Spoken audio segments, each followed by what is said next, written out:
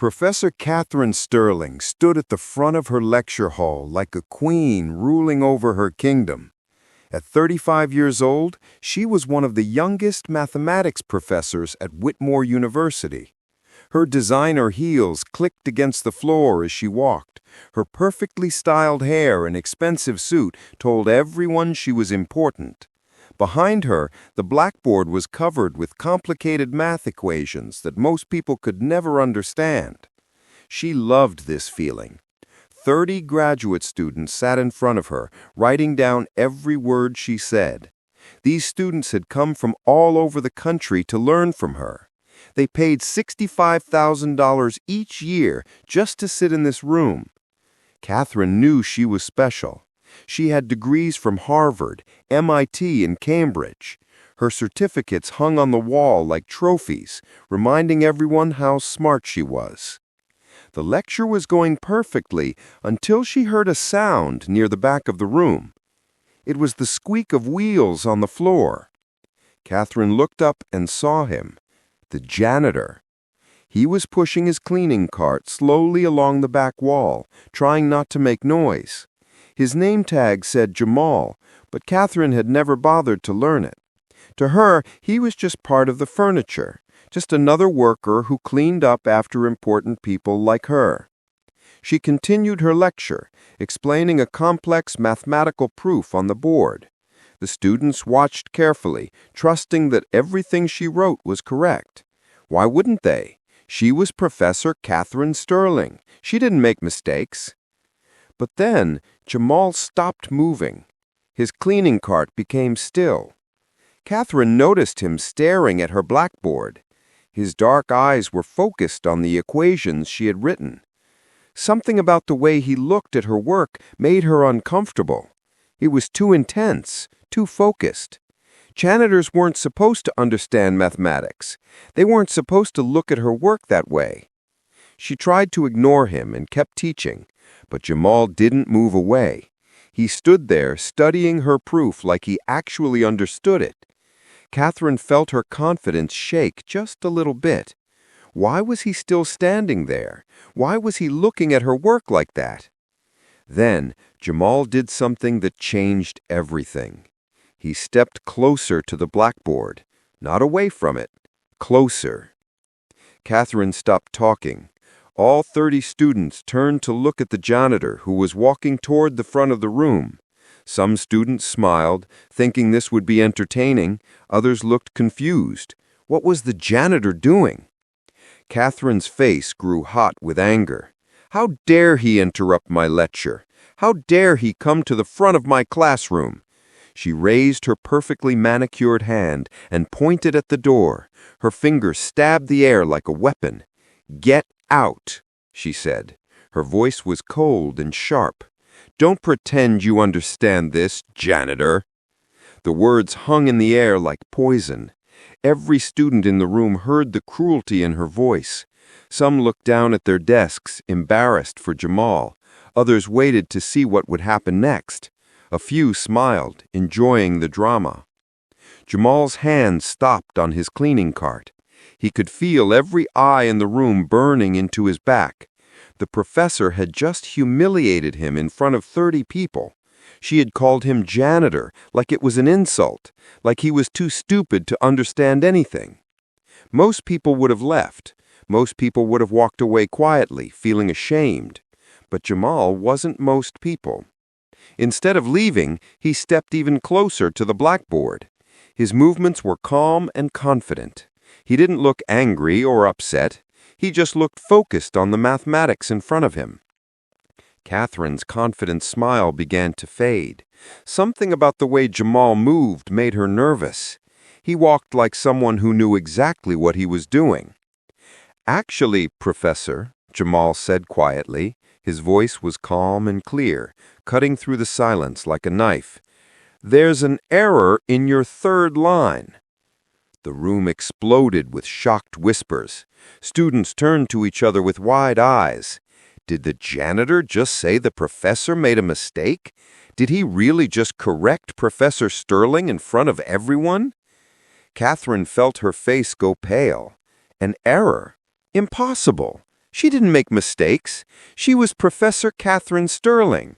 She had published papers in the most important mathematics journals in the world. She had won awards. She had taught at the best universities. And this janitor was telling her she made a mistake? "Excuse me?" Catherine said. Her voice shook with anger and disbelief. Jamal pointed to the third line of her proof. "Right here," he said. "You carried the coefficient incorrectly. It should be negative, not positive. That error affects everything that comes after it." Catherine stared at the board. Her mind raced through the calculations. She traced through the steps again in her head, and then her stomach dropped. He was right. The janitor was absolutely right. She had made a mistake, a simple but important mistake that changed the entire proof. She stood there frozen, not knowing what to say. How did he see that? How did a janitor spot an error that she had missed, that her graduate students had missed? The students started whispering louder now. Some pulled out their notebooks to check the math themselves. Others just stared at Jamal with new eyes, seeing him differently than they had just moments before. Catherine's carefully built world began to crack. She had spent her entire life believing that intelligence came from the right schools and the right background. Smart people went to Harvard and MIT. Smart people wore expensive clothes and had important titles. Smart people were like her. Janitors pushed cleaning carts. Janitors mopped floors. Janitors didn't understand advanced mathematics. That was the natural order of things. That was how the world worked. But this janitor had just proven her wrong in front of 30 people. This janitor understood her proof better than she did. This janitor had seen an error that she completely missed. Catherine felt something she rarely felt: embarrassment. Real, deep embarrassment that made her cheeks burn and her hands shake. I'll need to review this," she finally said, trying to keep her voice steady. But everyone in the room could hear that she was rattled. The professor who never made mistakes had just been corrected by the man who emptied her trash. Jamal didn't smile or celebrate. He just nodded quietly and walked back to his cleaning cart. His face showed no pride or victory. He simply returned to his work like nothing had happened. But everything had happened. In that one moment, Catherine Sterling's perfect world had been shaken to its foundation. And Jamal Washington, the invisible janitor she had never bothered to notice, had just announced himself in the most powerful way possible. The students would never forget this moment. Within hours, everyone on campus would know the story. The janitor who corrected Professor Sterling. The man in the maintenance uniform who understood mathematics better than the brilliant professor. Catherine stood at the front of her classroom, staring at her blackboard, wondering how this was possible, wondering who this janitor really was, and deep down, beginning to feel something she didn't want to admit: fear. Fear that everything she believed about intelligence and education and social class might be completely wrong. The battle had begun, and Catherine Sterling had just lost the first round. 3 days had passed since the incident in the lecture hall. Catherine Sterling could not stop thinking about it. Every time she closed her eyes, she saw Jamal pointing at her blackboard. She heard his quiet voice saying, "There's an error in your third line." The memory made her angry and confused at the same time. The story had spread across the entire campus like wildfire. Students talked about it in the cafeteria. Professors whispered about it in their offices. Someone had even posted about it on social media, and now people around the world were discussing the janitor who corrected the famous professor. Catherine hated it.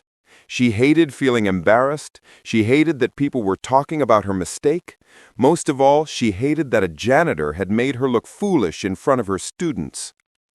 She sat in her corner office, staring out the window at the beautiful campus below. Students in expensive clothes walked across the perfect green lawns. Everything looked orderly and correct. This was how things were supposed to be. The smart people taught, the working people cleaned, everyone had their place. But Jamal had stepped out of his place, and Catherine needed to put him back where he belonged.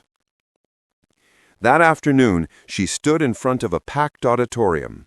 She was announcing the annual Euler's Challenge, a famous mathematics competition that happened every year at Whitmore University. The winner would receive $50,000 and automatic admission to any PhD program in the country. Catherine loved this competition. For 15 years, she had been the head judge. She had watched the brightest students from Harvard, MIT, Yale, and Stanford compete against each other. It was beautiful to see real mathematical talent on display. Real talent from real universities. This competition represents the highest level of mathematical achievement, Catherine announced to the crowd. Her voice was strong and confident again. She was back in control. Only those with proper training and education should even consider entering. As she spoke, her eyes scanned the auditorium. She found Jamal near the back exit. He had paused during his cleaning work to listen to her announcement.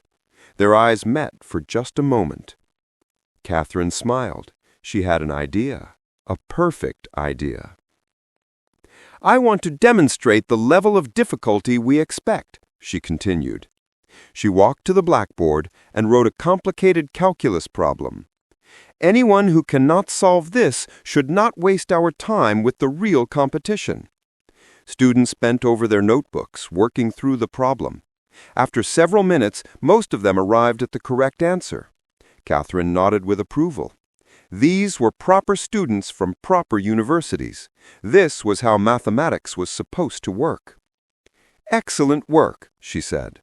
"This is the minimum level we expect from serious competitors." She was about to erase the board when Jamal's voice cut through the room. "Professor Sterling, there's a more elegant approach using symmetry properties." The auditorium went completely silent. Everyone turned to stare at the janitor who had dared to interrupt again. Catherine's hand froze on the eraser. Her smile became tight and forced.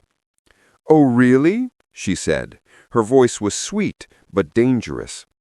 "Please enlighten us with your insights." Jamal walked to the front of the room. Catherine stepped aside, gesturing toward the blackboard with fake politeness. She expected him to fail. She expected him to embarrass himself in front of everyone. Then people would see that his first correction was just luck. But Jamal picked up the chalk with steady hands. He began writing on the board. His mathematical handwriting was clean and professional. Instead of using the complicated method the students had used, he showed a clever shortcut. He used the symmetry of the problem to make it much simpler. By recognizing the mirror symmetry, we can transform it into a simpler form. Same answer, but much less work. His method was beautiful. Even Catherine had to admit that.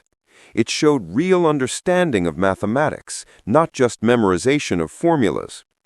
The graduate students leaned forward, impressed by his elegant solution. Some students started to applaud, but they stopped when they saw Catherine's angry face. Catherine felt panic rising in her chest. This was supposed to prove that Jamal was just a lucky amateur. Instead, he had shown real mathematical skill again. She needed to do something. She needed to prove that she was still superior. In a moment of anger and desperation, Catherine did something foolish. She walked to the blackboard and wrote one of the most difficult problems from her own doctoral research. It was a complex differential equation that had taken her weeks to solve years ago. "Fine," she said, turning to face Jamal. Her voice was loud enough for everyone to hear. "If you think you're so mathematically gifted, solve this equation and I'll marry you." Nervous laughter rippled through the crowd.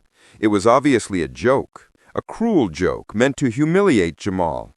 The problem on the board was graduate-level mathematics, impossibly difficult. No janitor could solve it. Everyone would see that Jamal was out of his depth. But Jamal studied the problem calmly. He looked at it for 30 seconds. Then he started writing. Catherine watched in growing horror as Jamal worked through the equation. His approach was methodical and confident. He identified what type of problem it was. He chose the right mathematical tools. He applied them correctly. 5 minutes later, he had a complete solution. Catherine checked his work with shaking hands. Every step was correct. The answer matched her own research exactly. The solution was perfect. "Professor Sterling," Jamal said quietly, setting down the chalk, "the solution checks out. Would you like me to verify the boundary conditions?" The room exploded in shocked whispers. Students pulled out their phones, recording this incredible moment. A janitor had just solved a research-level problem in 5 minutes, in front of everyone. "Lucky guess," Catherine managed to say, but her voice was weak. Everyone could tell she was lying. This wasn't luck. This was real mathematical genius. Dr. Elena Rodriguez, a visiting professor from Stanford, had been watching from the back of the auditorium. She stood up now, her face showing genuine amazement. "That was quite impressive, Mr. Washington, Jamal Washington. Mr. Washington, you clearly have significant mathematical talent." Catherine's jaw tightened. Having another professor praise the janitor made everything worse. This was her campus, her competition, her domain, and now everyone was paying attention to Jamal instead of her. Catherine made a decision. If Jamal wanted to play with the real mathematicians, she would let him, and then she would destroy him publicly. "Mr. Washington," Catherine said, her voice cold and formal, "I officially invite you to enter the Oilers Challenge, but when you fail publicly, remember that I tried to spare you the embarrassment." The challenge was issued. The battle lines were drawn. Jamal stood there in his maintenance uniform, looking completely out of place among the academic elite, but his eyes showed no fear, only quiet determination. "I accept," he said simply. Catherine smiled. She had just set a trap for Jamal. The competition problems would be incredibly difficult. She would make sure of that. She would design problems specifically to expose the gaps in his informal education. She would prove once and for all that real mathematics required real education from real universities.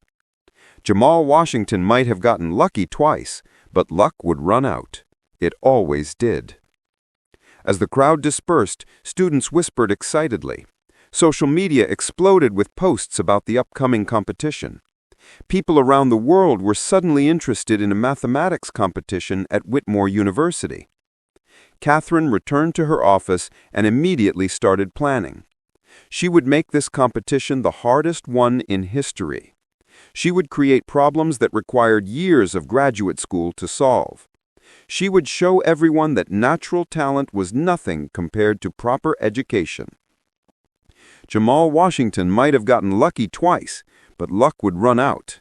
It always did. The championship day arrived with more attention than anyone expected. The auditorium was completely full. 800 people sat in the seats, waiting to see what would happen. Cameras were set up everywhere. Over 100,000 people around the world were watching online. This was no longer just a university competition. This had become a story that everyone wanted to see. The janitor versus the professor. Working class versus academic elite. Natural talent versus formal education. Catherine stood at the podium wearing her most expensive suit. She looked powerful and confident. As department head and lead judge, she controlled everything about this competition. This was her world, her rules, her chance to prove she was right. "Welcome to the Eulers Challenge," she announced. Her voice echoed through the silent auditorium. "Today we celebrate mathematical excellence in its purest form." 12 contestants stood on the stage. 11 of them were graduate students from famous universities. They wore nice clothes and looked comfortable in the academic setting. Then there was Jamal, still wearing his maintenance uniform, looking completely different from everyone else. Catherine introduced each contestant one by one. Derek Carter from Harvard, Sarah Mitchell from Whitmore, my top student, Alex Thompson from Yale. Each introduction mentioned impressive achievements and prestigious schools. Then she came to Jamal. Jamal Washington, University Maintenance Staff. Awkward silence filled the room. A few people laughed nervously. The contrast was obvious. Catherine smiled with satisfaction. This was exactly what she wanted everyone to see. The first 2 rounds went well for Jamal. He solved problems in creative ways that impressed the audience. He used simple pictures and visual patterns where other contestants used complicated formulas. People watching online loved his clear explanations. They could actually understand what he was doing. By the semifinals, only 3 contestants remained: Sarah Mitchell, Derek Carter, and Jamal Washington. The tension in the auditorium was electric. Everyone wondered if the janitor could really win. But Catherine had been saving her secret weapon. For the championship round, she announced something new. Given the unprecedented attention this competition has received, I'm implementing what I call the Sterling Standard, the most rigorous test of mathematical ability ever attempted. Dr. Rodriguez shifted uncomfortably in her judge's seat. Something felt wrong about this. Catherine's voice sounded too personal, too angry. Catherine explained the new format. Instead of just solving one problem, contestants would have to solve it, present it to expert judges, and then defend their solution against aggressive questioning. The time limit was 90 minutes. Then, the problem appeared on the big screen. Jamal felt his blood go cold. He recognized what Catherine had done. This wasn't just a difficult problem. This was Catherine's own doctoral research, the problem she had spent 3 years solving with unlimited help and resources. And she was giving him 90 minutes to solve it alone. The problem required specialized knowledge from multiple advanced fields, knowledge that typically took years of graduate school to learn. Sarah and Derek, as Catherine's students, had studied this exact type of problem in her advanced classes. They had access to all her published research papers. Jamal had 90 minutes to do what Catherine needed 3 years to accomplish. People in the auditorium started whispering. Mathematicians in the crowd recognized immediately that this was unfair. The online chat exploded with angry comments from viewers who understood they were watching something rigged. Dr. Rodriguez stood up. Catherine, this problem seems entirely inappropriate for a general mathematics competition. Excellence demands the highest standards, Catherine replied coldly.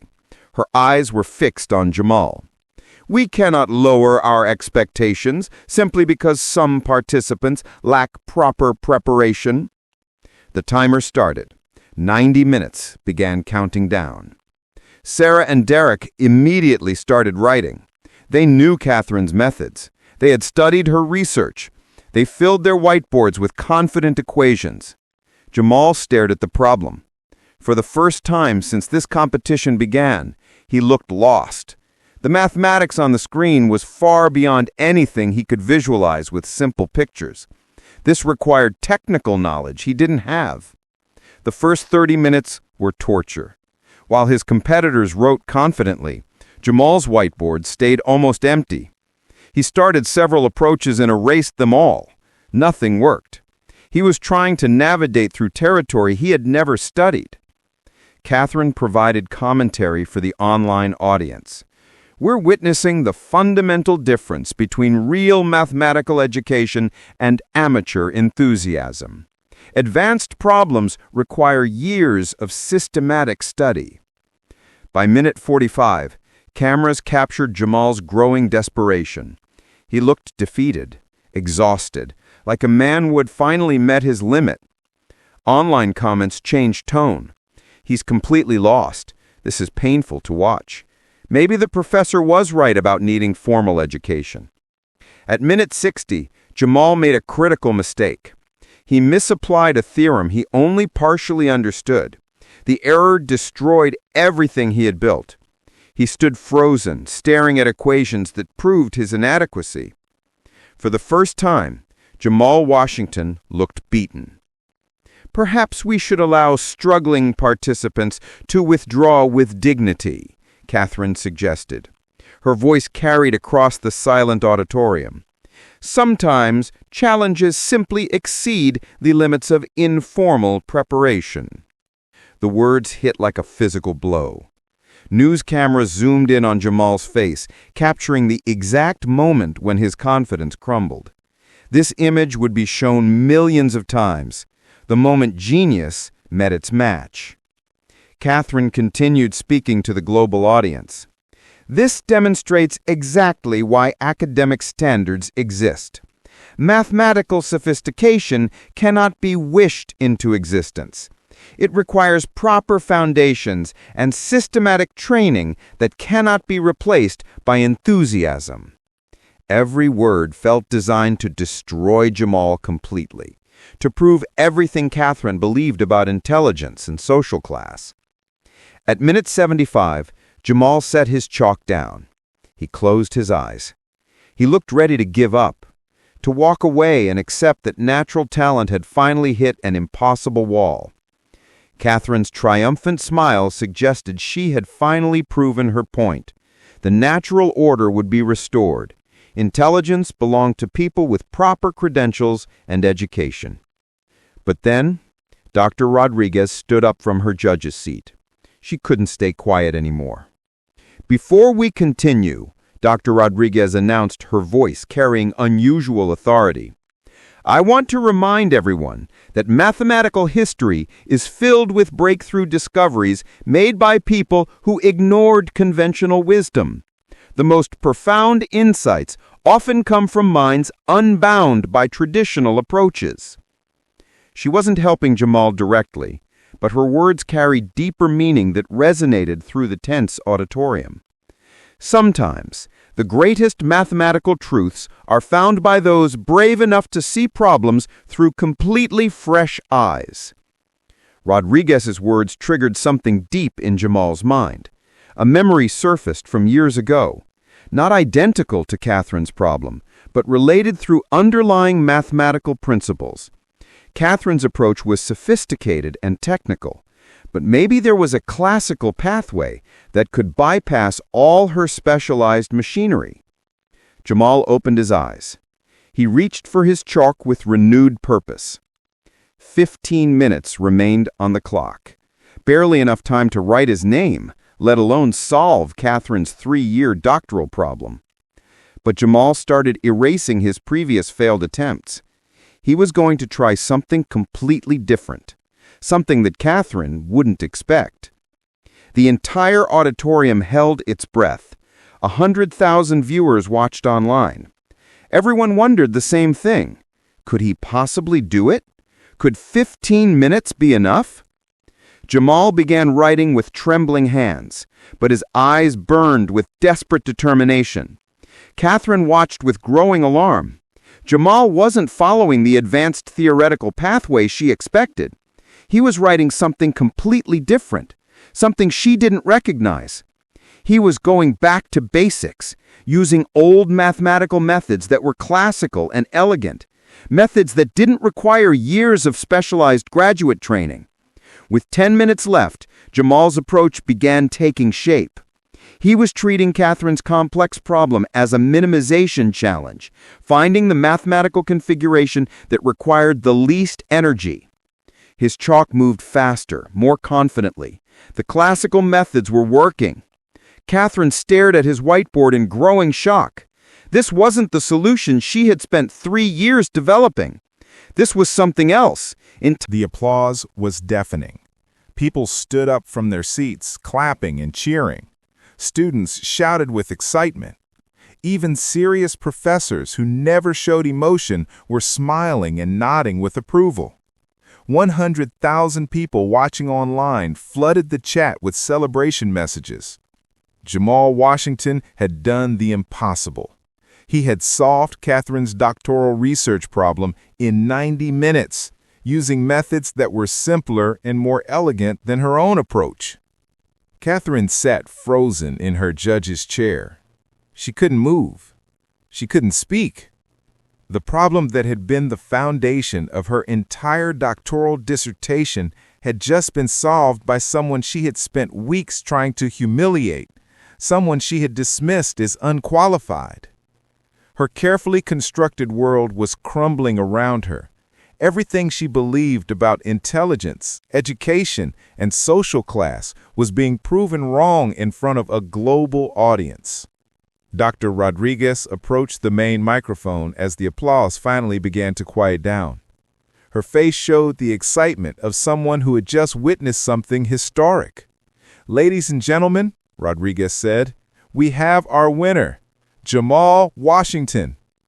Another wave of celebration swept through the auditorium. People hugged each other. Strangers high-fived. Camera crews captured every moment of the historic victory. But Rodriguez held up her hand. She wasn't finished speaking. Her expression changed from excitement to something more serious, something important. "Before we conclude," Rodriguez continued, "I have something important to share with everyone." The celebration died down. People sat back in their seats, curious about what else she had to say. Catherine looked up from her devastated state, wondering what could possibly happen next. "Throughout this competition," Rodriguez said slowly, "I've been troubled by a familiar feeling. Mr. Washington's mathematical style, his approach, his insights, his elegant solutions, they all reminded me of someone exceptional I once knew." She paused. The auditorium was completely silent now. Every eye was fixed on Dr. Rodriguez. "I finally remembered who," Rodriguez said. Her eyes found Jamal among the contestants. "Jamal Washington was one of my most brilliant doctoral students at MIT 7 years ago." The words hit the auditorium like lightning. Gasps echoed through the crowd. Catherine's face went completely white. Her mouth opened, but no sound came out. Rodriguez walked toward the stage, pulling out an official folder from her briefcase. "Mr. Washington completed all PhD coursework at MIT with the highest distinction. He finished his qualifying exams with perfect scores. He passed all comprehensive reviews. He was deep into his dissertation research under my personal supervision." The devastating details kept coming. Each fact was like a hammer blow to Catherine's pride. "His academic record," Rodriguez continued, reading from the official documents, "grade point average of 3.94 in graduate coursework, 2 published papers in leading mathematics journals, Outstanding Teaching Assistant Award, the prestigious Sloan Research Fellowship." People in the auditorium were stunned into absolute silence. Even the online chat stopped scrolling for a moment as everyone processed this incredible revelation. Catherine felt like she was drowning.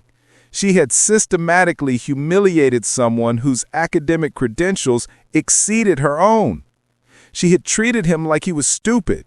She had called him janitor like it was an insult. She had designed an entire competition to destroy him publicly. And all along, he had been more academically accomplished than most of the professors at Whitmore University. Mr. Washington withdrew from MIT voluntarily during his final year. He left to care for his mother during her cancer treatment. His departure was a tremendous loss to our mathematics community. We've missed him every day since. The emotional weight of this information settled over the crowd. This wasn't just a story about a smart janitor anymore. This was a story about sacrifice, about a brilliant man who gave up his dreams to take care of his sick mother, a man who took 3 janitorial jobs to pay for her medical treatment while studying advanced mathematics in stolen moments between shifts.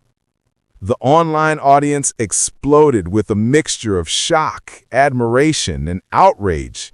People realized they had witnessed systematic prejudice exposing itself before the entire world. Catherine Sterling had spent weeks trying to destroy someone based purely on his job title and appearance. University administrators in the audience understood immediately that they had employed a PhD-level mathematician as a janitor for 5 years.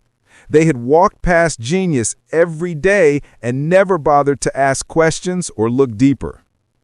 Catherine's cruel marriage joke now seemed tragically ironic. She had made that flippant proposal to someone more academically accomplished than most faculty members, someone who had sacrificed more for family than Catherine could imagine. Messages started flooding in on Jamal's phone. MIT texted offering immediate readmission with full funding to complete his doctorate. Harvard sent an email with a generous fellowship offer. Stanford promised full support plus a research position. Princeton added their name to the growing list of universities competing for his return. But as cameras focused on Catherine's humiliated face, everyone in the auditorium wondered the same thing. How would the woman who had spent weeks trying to destroy him react to discovering she had targeted someone who was not just her intellectual equal, but possibly her superior in every measurable way? Catherine sat paralyzed. Memories flooded through her mind. Every cruel word she had said, every dismissive gesture, every moment she had treated Jamal as less than human, the way she had pointed to the door and told him to get out, the way she had mocked him in front of students, the way she had designed impossible challenges specifically to humiliate him. And he had known the entire time. He had known he was more qualified than her. He had known his credentials exceeded hers, but he had never said anything. He had never thrown his achievements in her face. He had simply solved her problems with quiet dignity and grace. Dr. Rodriguez approached Jamal and shook his hand warmly. "It's good to see you again, Dr. Washington. Even if you haven't finished your dissertation yet, you've earned that title through your work and sacrifice." The audience erupted in applause again, but this time it was different. This wasn't just celebration of a competition victory. This was recognition of something deeper, recognition of character, of sacrifice, of a man who had endured prejudice and cruelty without losing his dignity. Someone in the crowd shouted, "So, when's the wedding, Professor Sterling?" The reminder of Catherine's cruel joke cut through the celebration. Nervous laughter rippled through the auditorium as everyone remembered her flippant marriage proposal. The joke that had been meant to humiliate Jamal now humiliated her instead. Catherine's face burned with shame. Cameras captured her expression. This moment would be broadcasted to millions of people. The arrogant professor who had gotten everything wrong. But instead of celebrating his victory by humiliating Catherine further, Jamal did something unexpected. He approached the microphone one final time. "Mathematics brought us together today," Jamal said. His voice was calm and kind, despite everything Catherine had done to him. "I hope it continues to bring people together across all boundaries and assumptions about where intelligence can be found." His grace and victory was complete. While Catherine had used every opportunity to be cruel, Jamal chose kindness. While she had tried to destroy him, he refused to destroy her even when he had every reason and opportunity to do so. The contrast was stark and obvious to everyone watching. Catherine Sterling and Jamal Washington were both brilliant mathematicians, but only one of them was a good person. Catherine sat alone in her judge's chair as the celebration continued around her. Students crowded around Jamal, asking for his autograph.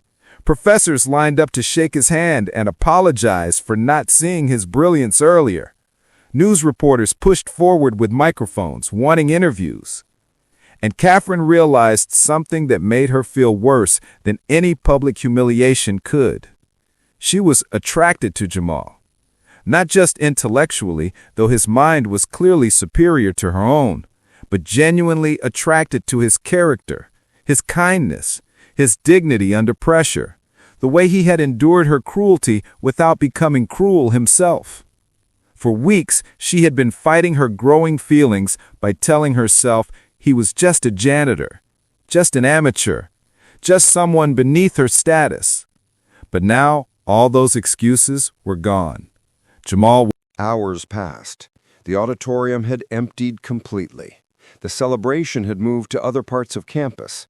Students were still talking excitedly about what they had witnessed. News reporters were filing their stories. Social media continued buzzing with millions of comments and shares. But two people remained in the mathematics building. Catherine sat alone in the empty auditorium, staring at the whiteboards where her entire worldview had been dismantled, piece by piece. Tears ran down her face, ruining her perfect makeup. Her expensive suit suddenly felt like a costume. Everything about her felt fake. She heard footsteps behind her, soft, quiet footsteps that she recognized immediately. Jamal walked down the aisle toward the front row where Catherine sat. He was still wearing his maintenance uniform, though universities around the world were now competing to hire him as a professor.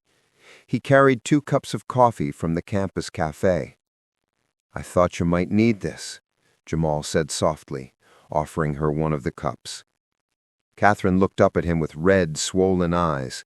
She couldn't believe he was being kind to her after everything she had done. She took the coffee with shaking hands. "Why?" Catherine whispered. "Why are you being nice to me? I tried to destroy you. I humiliated you in front of students. I designed that entire competition to make you fail publicly. I treated you like you were nothing." Jamal sat down in the seat next to her, not too close, but close enough that she could feel his presence.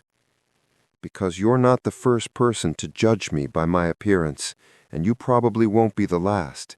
People see the uniform and make assumptions. I understand that."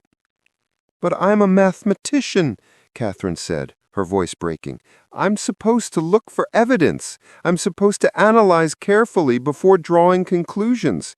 Instead, I saw your job title and decided I knew everything about you. I was cruel for no reason except my own arrogance." She took a shaky breath. "I owe you more than an apology. I owe you recognition of who you really are and acknowledgement of who I became in trying to destroy you." Jamal listened quietly, letting her speak. "I'm ashamed," Catherine continued. Tears flowed freely now. "I'm ashamed of every cruel word, every dismissive gesture, every moment I treated you as less than human. You didn't deserve any of it." "No, I didn't," Jamal agreed. His honesty was gentle but firm. "What you did was wrong, Catherine. You used your power to hurt someone who couldn't fight back in the same way. That's something you'll need to work on within yourself." Catherine nodded, crying harder. She appreciated that he didn't pretend her actions were okay. His honesty meant more than false comfort would have. They sat in silence for several minutes. Catherine sipped her coffee, trying to calm down. Jamal waited patiently, giving her time to process everything. "Can I ask you something?" Catherine finally said. "Of course." "Why didn't you tell me? About MIT? About your PhD coursework? You could have said something that first day in the lecture hall. You could have defended yourself." Jamal was quiet for a moment, thinking about his answer. "Because I shouldn't have to prove my worth with credentials. Every person deserves basic respect and dignity, regardless of their job or education. I wanted to see if you could recognize intelligence and character without a resume to guide you." His words hit Catherine like a physical blow, because they were absolutely right. "Also," Jamal added with a small smile, "I was curious to see how far you'd go. I'm a mathematician. I wanted to observe the experiment." Despite everything, Catherine laughed. It was a small, sad laugh, but real. "I failed your experiment spectacularly." "You did," Jamal agreed. "But experiments teach us important things, even when they fail, especially when they fail." They sat together quietly. The auditorium felt peaceful now, no longer charged with tension and competition. "About my ridiculous marriage proposal," Catherine said, her cheeks burning with embarrassment. Jamal turned to look at her, his expression curious. "Are you withdrawing the offer?" Catherine was surprised by the question. She studied his face, trying to understand if he was joking. "Actually," she said carefully, "if you're willing to get to know the real me, not the prejudiced professor who treated you terribly, but the woman who just learned something profound about herself, I'd like to take you to dinner, as equals." Jamal smiled, a real, warm smile that transformed his entire face. "I'd like that, Catherine. I think we both have a lot to learn from each other." "I have much more to learn from you than you have to learn from me," Catherine admitted. "That's not true," Jamal said kindly. "You're a brilliant mathematician. Your research is impressive. You just forgot that intelligence isn't the only thing that matters, and that it can be found in unexpected places." Catherine nodded, feeling something she hadn't felt in years. Hope. Hope that she could become a better person. Hope that she could fix the damage she had caused. Hope that maybe, somehow, Jamal might forgive her enough to give her a chance. The next morning, Catherine did something she had never done before. She called a meeting of the entire mathematics department and university administration. Standing before her colleagues, Catherine did the hardest thing she had ever done. She admitted she was wrong. "I have allowed prejudice and arrogance to guide my actions. I systematically tried to humiliate a man of extraordinary talent and character because of assumptions I made based on his job title. This was unacceptable, and I take full responsibility." The room was silent. Department heads shifted uncomfortably. Everyone knew what she was talking about. The story had spread everywhere. "Effective immediately, I am establishing the Washington Scholarship Program. This program will identify overlooked talent among all university staff, custodians, cafeteria workers, security guards, maintenance personnel. Anyone who shows intellectual curiosity will be given opportunity for education and advancement." She continued, "I'm also implementing mandatory training for all faculty on implicit bias and the recognition that intelligence exists independent of credentials or social class." University President Dr. Harrison stood up. "Professor Sterling, these are admirable initiatives. The university fully supports your efforts toward equity and inclusion." But Catherine wasn't finished. "I'm also taking a voluntary reduction in my administrative duties. I need time for self-reflection and to ensure I never treat another human being the way I treated Jamal." After the meeting, students and faculty began approaching Catherine differently. Some respected her public accountability. Others remained skeptical, wondering if her change was genuine or just damage control. Catherine understood their doubt. She would have to prove through consistent action that she had truly changed. That evening, she met Jamal at a small restaurant off campus. Nothing fancy, just a quiet place where they could talk as equals. They talked for hours. About mathematics, yes, but also about life. About Jamal's mother who had recovered from cancer and was incredibly proud of his son. About Catherine's difficult childhood and her obsessive need to prove herself superior to others. About mistakes and growth and second chances. "I'm not asking you to forget what I did," Catherine said toward the end of the evening. "I'm just asking for the opportunity to show you I can be better." Jamal reached across the table and took her hand gently. "Catherine, everyone deserves the chance to grow.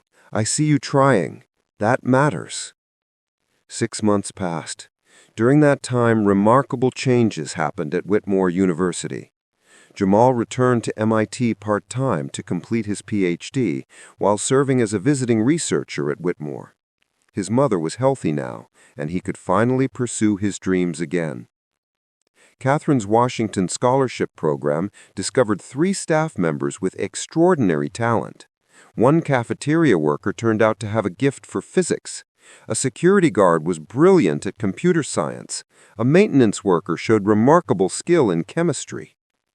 Catherine and Jamal's relationship deepened slowly, built on mutual respect, intellectual challenge, and genuine affection. They studied mathematics together. They challenged each other's assumptions. They laughed at bad academic jokes that nobody else found funny. Students noticed the change in Professor Sterling. She was still demanding and brilliant, but the cruelty was gone. She treated everyone with basic respect now. She looked for talent in unexpected places. She admitted when she was wrong. 1 year after the famous competition, Catherine and Jamal stood together in front of the mathematics building. News crews had returned to document their story's conclusion. "We're here to announce a new partnership," Catherine said to the cameras. "Dr. Washington and I are co-founding the Equity in Mathematics Institute. Our mission is to identify and support mathematical talent regardless of background, job title, or social class." Jamal added, "We believe brilliance exists everywhere. Sometimes it just needs someone willing to look beyond